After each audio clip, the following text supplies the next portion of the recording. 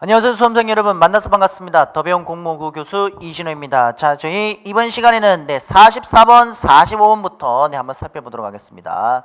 자, 이번 시간에 저희가 한번 살펴볼 내용은 송미인곡이라는 작품이 되는데, 우리가 앞에 강좌에서 살펴봤던 관동별곡, 정철과 똑같은 작가가 되겠습니다. 송미인곡. 이 송미인곡도 역시 마찬가지 그 조선 전기 가사로 들어가고 있는 작품이 되는데, 이 송미인곡 같은 경우에는 여러분들 우선 크게 가사에 대한 특징은 별반 다른 게 없습니다. 별반 다른 게 없고, 크게 지금 시적 화자가 감녀, 그 다음에 을려라고 해서 크게 두 사람이 등장하게 되는데, 여러분들 이제 실제 정철이 가지고 있는 시적 화자는 바로 이 을려 정도로 여러분들이 이해를 하시면 되겠고, 이 감녀는 왜 등장을 시켰느냐, 시적 화자가 을려가 되지 않습니까? 을려. 이 을려가 분명히 하고 싶은 말들이 분명히 있을 겁니다. 막 하소연도 하고 싶고 뭐 원망도 하고 싶고 정말 뭐 이것저것 하고 싶은 말이 많지 않겠습니까? 그랬을 때 이 을려가 아무튼 자기가 하고 싶은 이런 하소연, 이런 것을 아주 자연스럽게 질문을 통해서 이끌어낼 인물이 바로 이 감녀가 되는 거죠. 그러면 이 지문에서 을려가 지니고 있는 것은 대답 정도로 여러분들이 이해를 하시면 되겠고, 을려가 감녀에게 대답하는 것으로 여러분들이 이해를 하시면 되겠습니다. 대답. 자, 그랬을 때 당연히 이때 임은 임금이 되겠죠. 임금에게 하고 싶은 그런 신하의 목소리 정도로 이해를 하시면 되겠습니다.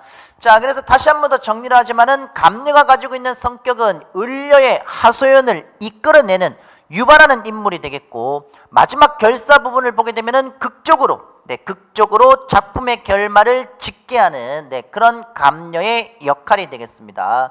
자, 이 감녀 같은 경우에는 기본적으로 사건의 전개라든지 종결이라든지, 감녀가 지니고 있는 것은 사건의 전개, 아주 중요하죠. 그 다음에 마지막에 종결이 되겠습니다. 종결. 자, 이 종결을 맺는 데 있어서 지대한 영향을 미치고 있는 것이 바로 감녀가 되겠습니다. 전개와 종결.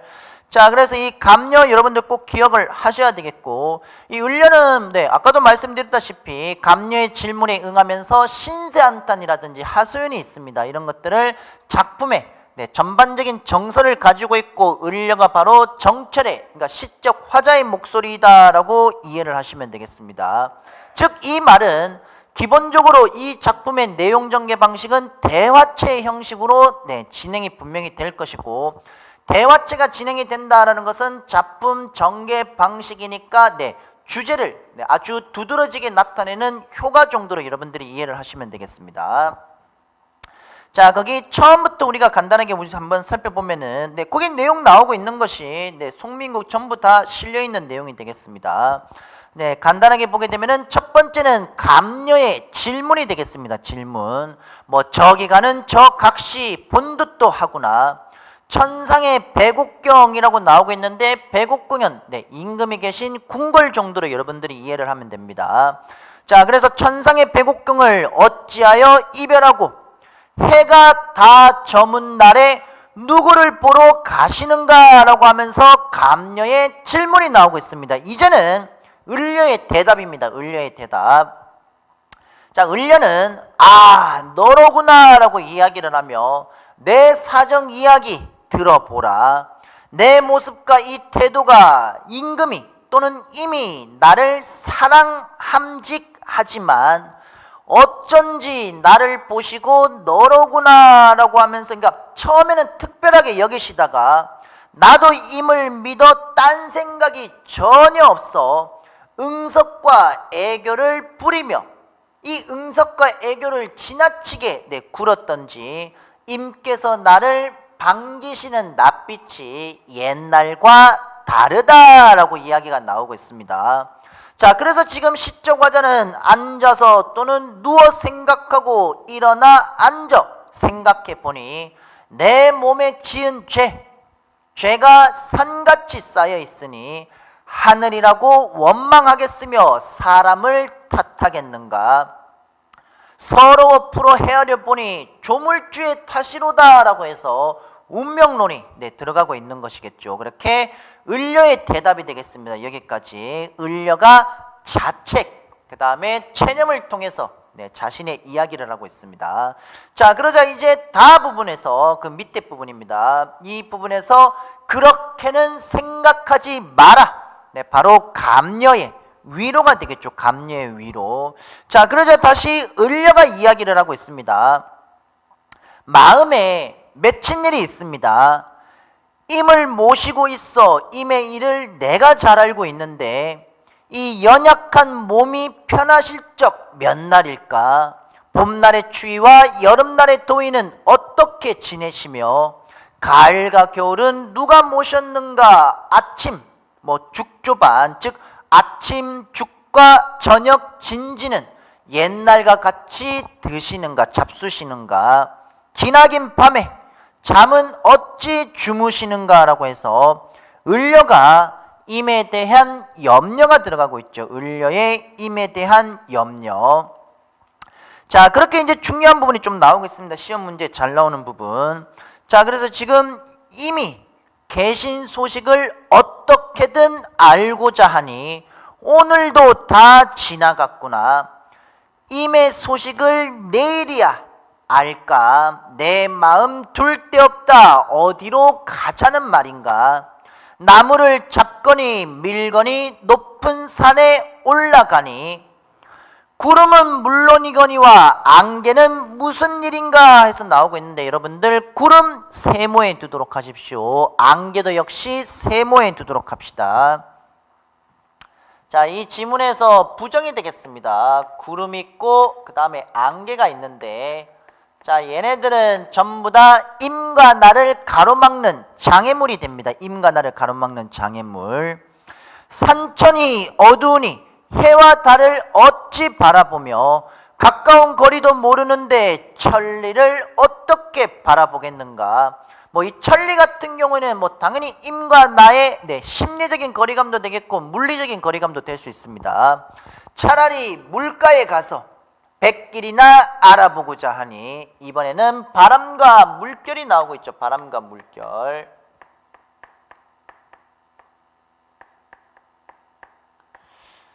자, 그래서 산에서는 구름과 안개가 임과 나를 가로막는 장애물이 되겠고 강가에 나와서는 바람과 물결이 장애물이 되겠습니다. 바람과 물결이 장애물. 자, 그래서 산천이 어두우니 해와 달을 어찌 보며 가까운 거리도 모르는데 천리를 바라보랴. 차라리 물가에 가서 백길이나 바라보고자 하니 바로 이 바람과 물결 어수선하게 되었구나. 사공은 어디 가고 빈배만 걸려 있는가? 강가에 혼자 서서 지는 해를 굽어보니 임 계신 곳에 소식이 더욱 아득하구나. 계속해서 이제 을려입니다. 을려. 초가집 찬 잠자리에 밤중에 돌아오니 벽에 걸린 등불은 누굴 위해 밝혀 있는가? 산을 오르며 내리며 헤매며 오락가락하니 잠깐 동안에 힘이 다 빠져. 아까 이 부분이 있었었죠. 자, 그래서 잠깐 동안에 힘이 다 빠져서 풋잠을 잠깐 드는데 여러분들 이 잠이 나오고 있습니다. 잠. 이 잠은 요거는 갈등 해소의 매개물이 될 수 있습니다.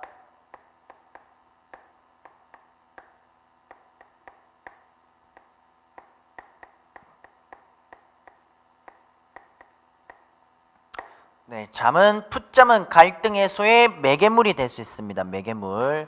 자, 그래서 지금 풋잠을 잠깐 드니 정성이 지극하여 이 꿈의 임을 보고 있습니다.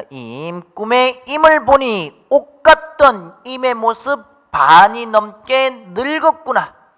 마음에 먹은 말씀 실컷 아뢰고자 하니 눈물이 계속 나니 말인들 어찌하리.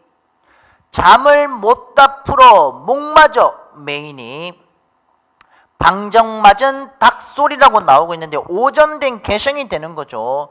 여러분들 이 잠은 네, 바로 이 꿈이 되는데 꿈.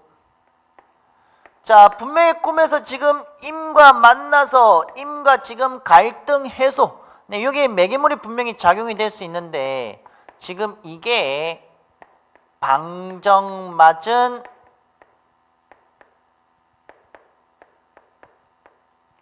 닭소리, 즉 오련된 개성이라고 해서 이 방정맞은 닭소리 때문에 결국 꿈에서 깨어나게 되는 그런 역할을 하는 것이 요겁니다. 오련된 개성이 되겠습니다. 개성. 자, 그 다음에 이제 마지막 계속 을려입니다. 아, 헛된 일이로구나. 이 임이 어디 갔는가. 꿈결에 일어나 앉아 창을 열고 바라보니 가엾은 그림자만이 나를 따를 뿐이로다.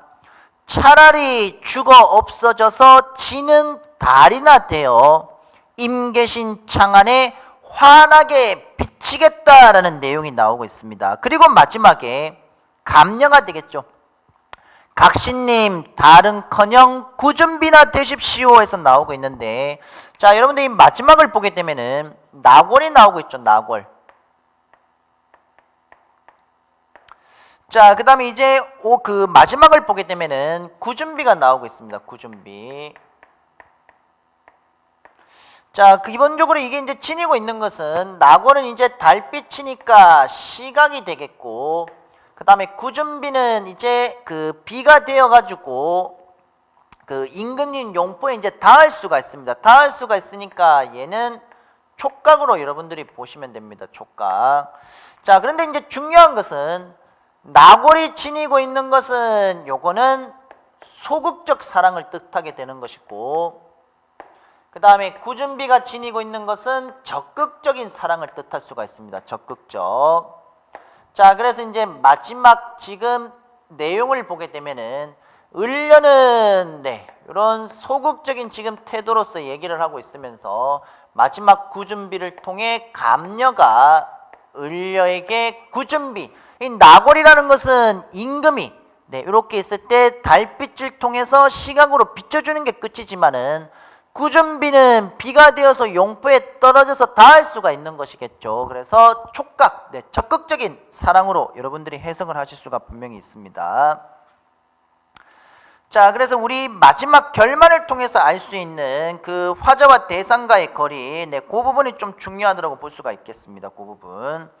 자, 그래서 이제 이 작품은 사실 화자와 임 사이에 떨어진 거리, 이런 떨어진 상황에서 출발을 해서 이 거리를 사실 좁혀보고자 하는 것이 바로 시적 화자가 되는 것이거든요. 자, 그렇게 지금 화자가 상당히 지금 그런 노력을 잇고 있는데 결국 안 되는 거죠. 그렇게 허망하죠. 자, 그래서 이게 마침내 불가능하다라는 것을 이제 깨닫고 죽음이라는 비극적 초월로 마지막 뭔가 극복해 보고자 하는 화자의 모습으로 드러나는 것이 되는데, 자, 이 마지막 부분이 바로 이런 것들로 여러분들이 정리를 하시면 되겠습니다.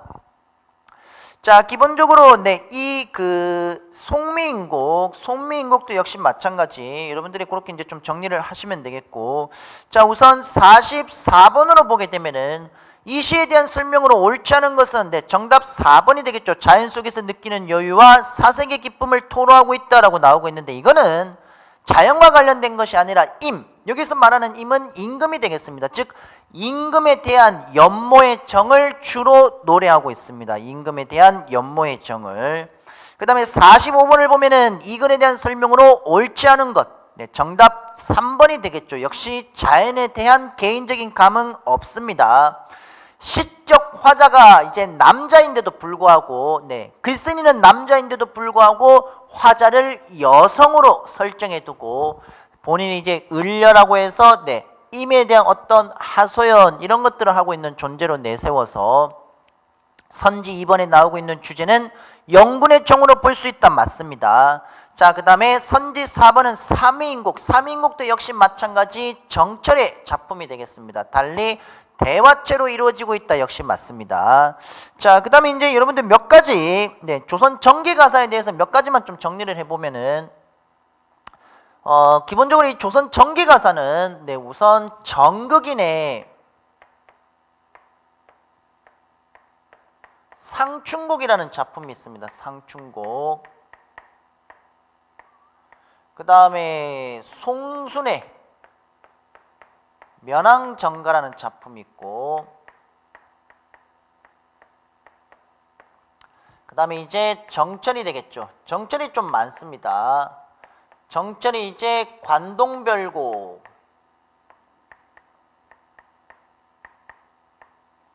그 다음에 삼위인곡, 그 다음에 송미인곡. 네, 이거 말고도 성삼별곡이라는 또 작품이 있습니다. 자, 그 다음에 헌안설원,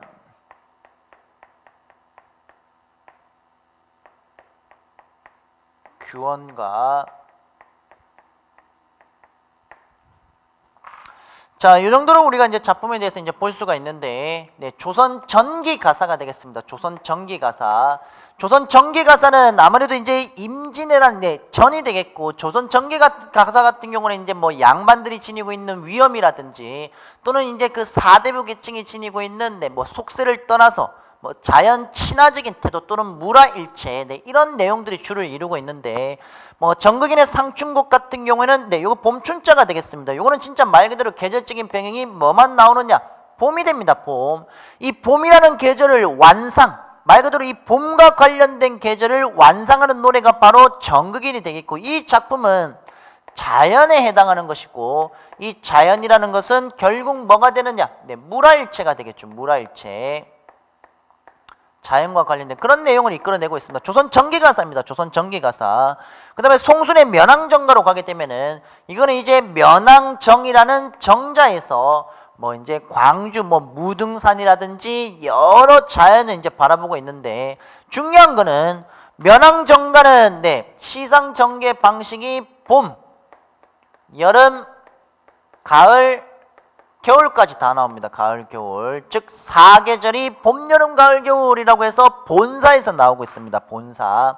그 다음에 이제 정철의 관동별곡은 이제 제가 전 시간에 전 강좌에서 이제 3강에서 제가 자세히 말씀을 드렸고, 그 다음에 이제 삼인곡, 송민곡, 네, 이 두 작품은 임이 되겠습니다. 임. 임금에 대한 연모의 정이 되겠죠. 연모의 정. 그 다음에 이제 마지막으로 나오는 헌안설원은 이건 좀 개인적이 될 수가 있는데, 이건 이제 부녀자가 되겠습니다. 아녀자. 이 규라는 것이 부녀자가 기거하는 방, 이게 되는데, 규방에서 원망하는 노래가 되겠습니다. 그러면 누구를 원망하느냐? 경박자, 남봉꾼, 남편이 되겠죠. 이 남편에 대해서 원망하는 노래가 들어가고 있는데, 어쨌든 네, 양반의 자녀분이 되겠습니다. 양반의 자녀. 자, 그래서 이제 조선 전기 가사를 보게 되면은 여러분들 이런 것처럼 다 양반이 되겠죠. 양반. 이런 양반들이 썼는 네, 이런 내용들이 보통 조선 전기 가사의 흐름으로 이해를 하시고, 이게 이제 쭉 이어져서 이제 조선 후기 가사로 오게 되면은, 조선 후기는 기본적으로 임진왜란이 벌어지게 됩니다. 임진왜란. 1592년도에 임진왜란이 벌어지게 되면서, 기존에는 지금 양반이 지니고 있는 어떤 위험이라든지 가치관이라든지 양반 중심으로 이제 갔다라고 하게 되면은, 이 후기로 오게 되면은 네, 기본적으로 이제 주제가 상당히 좀 여러 가지로 다양하게 나타나게 됩니다. 예를 들어 뭐 박일로의 누앙사라는 작품이 있는데, 여기도 역시 뭐 누앙사라는 작품을 보게 되면은 네, 여기도 역시 그 갈래니가 양반은 맞습니다. 양반은 맞는데 친구 이덕형이 있습니다. 친구 이덕형이라는 사람이 편지를 보냅니다. 편지를 보내서, 그래 자네 뭐 산에서 기거하는 뭐 그 생활이 어떠한가라고 해서 이 화자가 이 덕형에게 답가를 보내는 거죠. 답가. 요것이 이제 누앙사가 되는데, 누앙사를 보게 되면은 네, 이런 내용들이 나오고 있습니다. 누앙사를 보게 되면은 늙은 종이 나오고 있는데, 이 늙은 종에게 사실 약간 이제 좀 무시를 받는 거고, 농부가 있습니다. 농부가 있는데, 농부가 뭐 그 소 한 번 빌려주마라고 해서 약한 약속을 믿고, 이제 거의 뭐 초경이라고 해서 뭐 저녁 7시에서 9시 사이에 잠깐 농부집을 이제 가서 뭐 소 한 번 빌리러 왔습니다라고 했다가 결국 다른 주변에 있는 이웃에게 뭐 이렇게 좀 뭐 수공이라든지 또는 이제 뭐 산의 수라고 해가지고 이제 그 독한 술 정도로 이제 이해하시면 됩니다. 그래서 수공과 술을 이렇게 이제 대접을 받았다라고. 네, 그러면서 이제 농부에게 소도 빌리는 것도 거절당하고 이 늙은 종에게는 말 그대로 대접도 양반이지만 대접도 제대로 받지 못하는 거죠.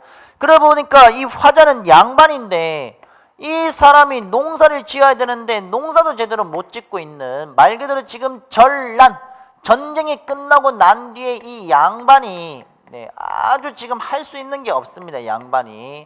그런 내용을 가지고 있는 것들이 이제 조선 후기가 되겠습니다. 조선 후기.